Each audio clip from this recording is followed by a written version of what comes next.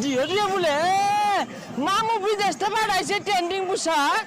গেন্দা তোর মামা দুবাই থেকে পোশাক পাঠাইছে, ওটি পিন্ডা দেখ কি দিব। ইটটা আইবার দে না, পুলান পোশাকে লাগে হাল শুরু হয়ে দে। কই আঙ্গুর তো কিছু লাগে না, আঙ্গুর কি ঈদগাত আছে না? পিন্ডা দেখ বালা হইয়া।